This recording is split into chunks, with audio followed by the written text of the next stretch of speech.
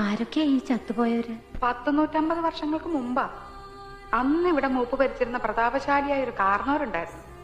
ആ കാർന്നവര് തഞ്ചാവൂരിൽ നിന്നങ്ങണ്ട ഒരു നൃത്തക്കാരിയെ മേഡമെ കൊണ്ടുവന്ന് താമസിപ്പിച്ചു. നാഗവല്ലി എന്നായിരുന്നു ആ തമിഴത്തിയുടെ പേര്. തമിഴത്തി വേറൊരാളുമായിട്ട് സ്നേഹത്തിലായിരുന്നു. രാമനാഥന്റെ പേരുള്ള ഒരു നൃത്തക്കാരനുമായിട്ട്. എന്തായാലും ഒരിക്കലും നാഗവല്ലിയെ തിരക്കി നമ്മുടെ തെക്കിനിയുടെ തൊട്ടപ്പുറത്തുള്ള വീടാ പടിപ്പുരയ്ക്കല്. എന്തിനു പറയുന്നു, കാർന്നോരെങ്ങനെയോ ഈ രഹസ്യങ്ങളൊക്കെ അറിഞ്ഞു. അന്ന് അർദ്ധരാത്രി നാഗവല്ലിയെ കാർന്നോരെ നമ്മുടെ തെക്കിനിട്ട് വെട്ടിക്കൊന്നുകളഞ്ഞു. 8ാം ദിവസം ദുർഗാഷ്ടമി രാത്രിയില് നാഗവല്ലിയുടെ പ്രേതാത്മാവ് ഒരു രക്തയക്ഷിയായിട്ട് മാറി കാർന്നവരെ കുത്തി കൊലപ്പെടുത്താൻ വേണ്ടി അരക്കകത്ത് വരെ കയറി ചെന്നാ പറയുന്നത്. കാർന്നവരെന്തൊക്കെയോ ഭയങ്കര മന്ത്രമൊക്കെ ചൊല്ലി ഒടുവിൽ രക്ഷപ്പെട്ടു.